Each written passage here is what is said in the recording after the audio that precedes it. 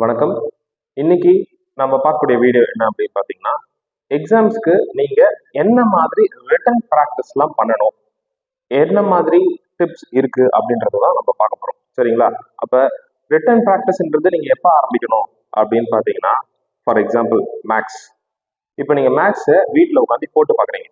அப்போ போட்டு பார்க்கும்போது அந்த ரஃப் நோட்டுன்றது உன்னோட எக்ஸாம் பேப்பரா நினைச்சு அந்த சம்ஸை ஒர்க் அவுட் பண்ணணும். அங்க எப்படி ப்ரெசன்டேஷன் பண்ணுவீங்களோ அதே ஃபார்மெட்ல தான் உங்களோட எவ்ரிடே சம்ஸ் ஒர்க் அவுட்டும் அதே ஃபார்மெட்ல தான் இருக்கணும். சரிங்களா? நிறைய பேர் பண்ற மிஸ்டேக்ஸ் என்ன அப்படின்னா, வீட்டில் ப்ராக்டிஸ் பண்ணும்போது கலாமலான்ட்டு ஒரு ப்ரெசன்டேஷனே இல்லாம 1 மார்க் இருக்கு அப்படின்ற பட்சத்தில் இல்லை 2 மார்க் 3 மார்க் எந்த ஒரு நியூமரிக்கல் கொஸ்டினா இருந்தாலுமே ரஃப் ஒர்க் என்ன பண்ணுவாங்க அப்படின்னா ஃபேர் ஒர்க்கோட சேர்ந்து இருக்கும். சரிங்களா? ஓகே. அப்ப ஒரு சேயிங் இருக்குல்ல, practice makes the man perfect அப்படின்னு சொல்லுவாங்க இல்லையா? அப்ப நீங்க ப்ராக்டிஸ் பண்ணும் போதே ஒழுங்கா ப்ராக்டிஸ் பண்ணல, என்ன மாதிரி பண்றீங்க? ரஃப் ஒர்க்கையும் ஃபேர் ஒர்க்கையும் ஒண்ணா வச்சு ப்ராக்டிஸ் பண்றீங்க. அப்போ உங்களோட எக்ஸாம் டே அன்னைக்கு மட்டும் உங்களால அதே மாதிரி பெர்ஃபெக்டா நீங்க நினைச்ச மாதிரி அழகா வந்துருமா? வராது.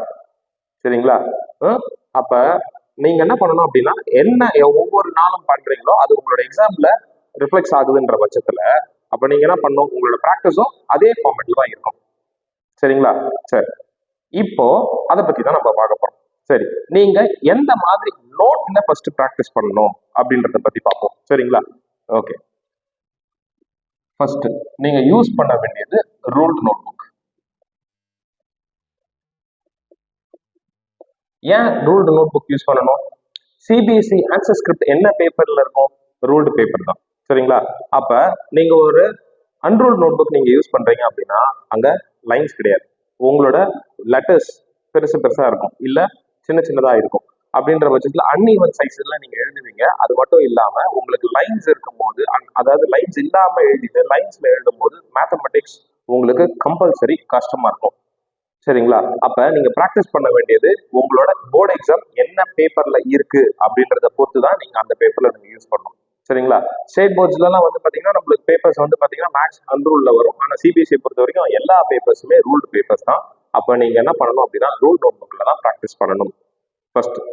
ரெண்டாவது, நீங்க என்ன ரைட்டிங் மெட்டீரியல் யூஸ் பண்ண போறீங்க, தட் மீன்ஸ் யுவர் பென். இதுவும் ஃபர்ஸ்ட் விஷயத்துக்கு சொன்னதுக்கே வரேன்.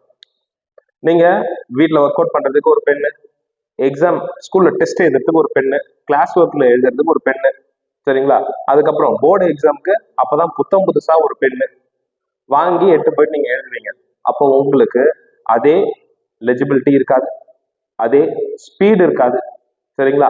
அந்த ஸ்பீடு இல்லாதனாலே நம்மளுக்கு என்ன இருக்கும் அப்படின்னா சின்னதா ஒரு டவுட் நம்மளுக்கு மேல கிரியேட் ஆகும் எக்ஸாம் டைம்ல. அதனால அதெல்லாம் வேண்டாம். நீங்க எந்த பெண்ணை எக்ஸாமுக்காக யூஸ் பண்ண போறீங்களோ, சரி அது ஏதோ ஒரு மாடல் பென், சரிங்களா? அந்த மாடல் பெண்ணை உங்களோட ரஃப் ஒர்க்ல யூஸ் பண்ணாலும் சரி, ஃபேர் ஒர்க்ல யூஸ் பண்ணாலும் சரி, ஸ்கூல் டெஸ்ட்ல யூஸ் பண்ணாலும் சரி, இல்ல நீங்க ஒர்க் ஷீட் சால்வ் பண்ணும்போது சரி, எல்லாத்துக்கும் go with same pen and same pattern. சரிங்களா? அப்ப என்னென்ன கலர் பென் யூஸ் பண்ணலாம் அப்படின்னு பாத்தீங்கன்னா, go with blue and black. இந்த 2 கலர்ஸ்ல மட்டும் யூஸ் பண்ணி கொஸ்டின்ஸை சால்வ் பண்ணி ப்ராக்டிஸ் பண்ணுங்க. சரிங்களா? ஓகே. நீங்க ப்ராக்டிஸ் பண்ணும்போது for example this is sheet, இது உங்களோட ஷீட் இருக்கு அப்படின்னா இங்க மார்ஜின் இருக்கும். ஓகே, இங்க உங்களுக்கு லைன்ஸ் வரும். நீங்க ப்ராக்டிஸ் பண்ணும்போதே என்ன பண்ணுங்க அப்படின்னு பாத்தீங்கன்னா இப்படிதான் இருக்கும். அப்ப நீங்க வழக்கம் போல சம் சால்வ் பண்றீங்க. சம் சால்வ் பண்ணும் போது either do the rough work here, இங்க கோடு போட்டு ரஃப் ஒர்க் அப்படின்ற மாதிரி பண்ணுங்க. இல்லையா இந்த இடத்த ரஃப் ஒர்க்காக பயன்படுத்துங்க. ஆர் ஒரு 4ல இருந்து 5 லைன் எக்ஸ்ட்ரா பாட்டம்ல விட்டுட்டு இந்த லைனை ரஃப் ஒர்க்காக யூஸ் பண்ணுங்க. Make sure that you are writing as rough note கீழே இந்த இடத்துல. புரியுதுங்களா? அப்ப நீங்க எழுதிட்டு பண்ணீங்க அப்படின்னா பெட்டரா இருக்கும். இது எதுக்கு? நீங்க வீட்டில் ப்ராக்டிஸ் பண்ணும்போது. ஆனா உங்களோட எக்ஸாம் பேப்பர் வந்து லேண்ட்ஸ்கேப் ஃபார்மேட்ல இருக்கும். இந்த எக்ஸாம் பேப்பரை பத்தி நான் இன்னொன்னு ஒரு வீடியோல நான் உங்களுக்கு நான் சொல்றேன். சரிங்களா? இப்போதைக்கு நம்ம பார்க்க போறது என்ன, எப்படி நீங்க உங்களோட ப்ராக்டிஸ் செஷன் இருக்கணும் அப்படின்றதுதான். சரிங்களா? அப்ப ஒண்ணு ரூல் நோட் புக்ல ப்ராக்டிஸ் பண்ணணும். நீங்க யூஸ் பண்ணக்கூடிய பென் என்ன டைப் ஆஃப் பென் இருக்கணும், நீங்க என்ன எக்ஸாம்க்கு யூஸ் பண்ண போறீங்க, அதை பொறுத்து தான் நீங்க என்ன டைப் ஆஃப் பென் யூஸ் பண்ண போறீங்கன்றது இருக்கு. சரிங்களா? அடுத்தது தேர்ட், டைம். சரியா? எல்லாரும் என்ன பண்ணுவீங்க, ப்ராக்டிஸ் பண்ணும்போது என்ன பண்ணுவீங்க, ஒரு கொஸ்டின் எடுப்பீங்க, அந்த கொஸ்டினை வந்து பாத்தீங்கன்னா எவ்வளவு நேரம் எடுத்து சால்வ் பண்றோம்னு தெரியாம நீங்க மட்டும் சால்வ் பண்ணிட்டே இருப்பீங்க. அந்த மாதிரி பண்ணக்கூடாது. அப்பனா என்ன சார், நான் ஒரு சமக்கு அலாரம் வச்சு சால்வ் பண்ண வேணாம் அப்படின்னா அதுவும் நான் சொல்ல வரல. சரிங்களா? ஃபார் எக்ஸாம்பிள் ஒரு 10 1 மார்க்ஸ் எடுக்கிறீங்க அப்படின்னா ப்ரிசைஸா 10 மினிட்ஸ், ஃபர்ஸ்ட் எடுத்தோன்னே 10 மினிட்ஸ் முடிக்கிறது கஷ்டம் தான். சரிங்களா? ஒரு 15 மினிட்ஸ் ப்ராக்டிஸ் பண்ணுங்க. அடுத்தது அதை கம்மி பண்ணிட்டே வாங்க ஒரு தடவையும். இப்போ ஒரு 2 மார்க் கொஸ்டின்ஸ் எடுக்கிறீங்க அப்படின்னா கோ ஃபார் 15 மினிட்ஸ், ஒரு 16 எவ்வளோ சொல்லலாம், ஃபார் எக்ஸாம்பிள் அரௌண்ட் சொல்லப்போனால் ஒரு 7 to 8 கொஸ்டின்ஸ் ஒரு 15 மினிட்ஸ் to 20 மினிட்ஸ் எடுத்துக்கோங்க. ஓகேங்களா? அதுக்கு அலாரம் செட் பண்ணி ஒர்க் பண்ணுங்க. இந்த மாதிரி பண்ணா அப்படின்னா உங்களுக்கு கன்சிஸ்டண்டா என்ன பண்ண முடியும், ஆன் ஆவரேஜ் ஒரு மார்க்குக்கும் ஒரு நிமிஷம் நீங்க யூட்டிலைஸ் பண்ற மாதிரி வரும். நல்லா ஞாபகம் வச்சுக்கோங்க. ப்ராக்டிஸ் பண்ணும்போது நீங்க டைம் லிமிட்ல ப்ராக்டிஸ் பண்ணல அப்படின்னா டெஸ்ட் எழுதும் போது மட்டும் எப்படி டைம் லிமிட்ல டெஸ்ட் எழுதுவீங்க? முடியும்னு நினைக்கிறீங்க? முடியாது. சரிங்களா? ஓகே, அப்ப ப்ராக்டிஸ் ரொம்ப ரொம்ப முக்கியம். நீங்க கொஸ்டின்ஸ் நிறைய பேர் என்ன பண்ணுவீங்க அப்படின்னா, தியரி கொஸ்டின்ஸ் இருக்கு அப்படின்னா படிச்சு பார்த்துட்டு இதுக்கு இந்த ஆன்சர் வரும், இதுக்கு இந்த ஆன்சர் வரும், அவ்வளவுதான் அப்படின்ற மாதிரி போயிட்டே இருப்பீங்க. Right it and do it. ஒவ்வொரு கொஸ்டின், அது தியரியா இருந்தாலும் சரி, இல்ல நியூமரிக்கலா இருந்தாலும் சரி, எந்த டைப் ஆஃப் கொஸ்டினா இருந்தாலும் ரைட் எழுதி எழுதி அதை ப்ராக்டிஸ் பண்ணுங்க. அப்பதான் you will get the speed. சரிங்களா? ஏன் இதை சொல்றேன் அப்படின்னா, ஸ்பீடுன்றது எழுததான் வரும். அந்த டைம்ல உட்காந்து நான் வேகமா எழுதுவோம் அப்படின்னா முடியாது.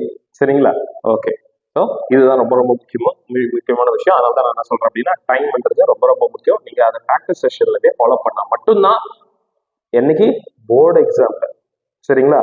சரி, இந்த விஷயத்துக்கு நம்மளுக்கு எல்லாருக்கும் பிடிச்ச, எனக்கு ரொம்ப பிடிச்ச ஒரு மனுஷனை வந்து பார்ப்போம். யாரு? Usain Bolt. சரிங்களா? ஓகேவா?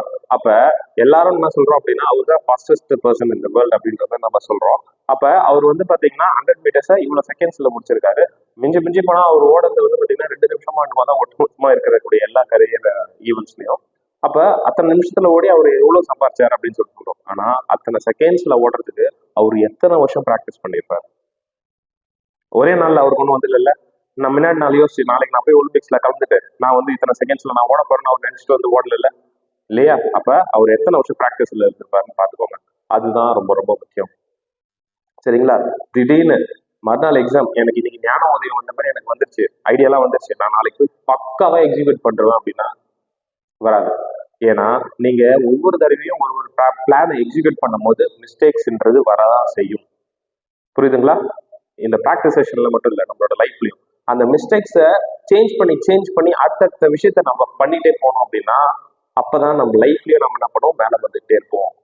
அதே மிஸ்டேக்ஸை நம்ம திரும்பி பண்ணிட்டே இருந்தோம் அப்படின்னா அதே பொசிஷன்ல இருப்போம், இல்ல அதுக்கும் கீழே போயிடும். சரிங்களா? இதுதான் நம்மளோட ஸ்கூல் எஜுகேஷன் சொல்றது. ஆனா அதை நம்ம யாரும் யோசிக்கிறது கிடையாது. நம்மளுக்கு தெரிஞ்சதெல்லாம் என்னது? மார்க் வர்றதுக்காக தான் சொல்றேன். ஆனா மார்க் வர்றதுக்கு இந்த விஷயம்லாம் எப்படி நம்மளுக்கு லைஃப்ல சப்போர்ட் ஆகுதுன்றத பத்தி சேர்த்துதான் உங்களுக்கு நான் சொல்றேன். புரியுதுங்களா? சரி, ஓகே, டைம் முடிஞ்சிருச்சு. ஓகே, அப்ப நீங்க ஃபர்ஸ்ட் ஒன்று என்னது, நோட் புக், என்ன நோட் புக் யூஸ் பண்ணணும். ரெண்டாவது என்னது, பென் என்ன டைப் ஆஃப் பென் யூஸ் பண்ணணும்னு சொல்லிட்டேன். Then practice should be with in the time limit, அதையும் சொல்லிட்டேன். சரிங்களா? ஓகே, இவ்வளவுதான் விஷயம். இப்போ உங்களுக்கு இந்த மாதிரி நீங்க ப்ராக்டிஸ் பண்ணீங்க அப்படின்னா பெர்ஃபெக்டா போகும். சரியா? இதுதான் விஷயம், வேற எதுவும் கிடையாது. அப்ப உங்களோட practice session should be this way. அப்ப ரூல் நோட் புக் எப்படி யூஸ் பண்ணணும்னு சொல்லிட்டேன். சரிங்களா? இப்போ ஃபோர்த் ஒன் என்ன அப்படின்னு பாத்தீங்கன்னா, how to right the question number and the subdivision number. இது ரொம்ப ரொம்ப முக்கியம். இதை ப்ராக்டிஸ் செஷன்லேயே ஃபாலோ பண்ண ஆரம்பிக்கும். ஒரு கொஸ்டின் இருக்கு அப்படின்னா கொஸ்டின் நம்ம எங்க எழுதுவோம்? நம்ம மார்ஜின்ல எழுதுவோம். சரிங்களா? அதோட சப்டிவிஷன் எங்க எழுதுவோம்? நிறைய பேர் என்ன பண்ணுவீங்க, சப்டிவிஷன் 1, சப்டிவிஷன் 2 அப்படின்னு எழுதுவீங்க. இது தப்பு. This is wrong. கரெக்ட் கிடையாது. புரியுதுங்களா? இப்படி எழுதுனா அது தப்பு. சரிங்களா? அப்ப எப்படி சார் எழுதணும் அப்படின்னா, ஃபார் எக்ஸாம்பிள் இது உங்களோட கொஸ்டின் நம்பர் 1. இந்த இடத்துல உங்களோட சப்டிவிஷன் வரணும், அதுக்கு அடுத்தது சப்டிவிஷன் இங்க வரணும், அதுக்கு அடுத்த சப்டிவிஷன் இங்க வரணும். இப்படி எழுதுனீங்கன்னா நீங்க பண்ற ரெப்ரசன்டேஷன் இஸ் கரெக்ட். இல்லைன்னா உள்ளார எழுதும் போது நாங்க அதை என்னவா கன்சிடர் பண்ணுவோம் அப்படின்னா அடுத்த சப்டிவிஷன் கொஸ்டினா கன்சிடர் பண்ண மாட்டோம். we will consider as a next point for that particular answer. புரியுதுங்களா? அதை நாங்க என்னவா கன்சிடர் பண்ணுவோம், அதை நாங்க அந்த பர்டிகுலர் கொஸ்டினோட அடுத்த பாயிண்டா தான் கன்சிடர் பண்ணுவோமே கண்டி அதை அடுத்த ஆன்சரா கன்சிடர் பண்ண மாட்டோம். கொஸ்டின் நம்பர்லாம் கரெக்டா போடுங்கன்னு சொல்றாங்கல்ல, அது இதுதான் இன்சிஸ்ட் பண்றது. புரியுதுங்களா? அது ரொம்ப ரொம்ப முக்கியம்.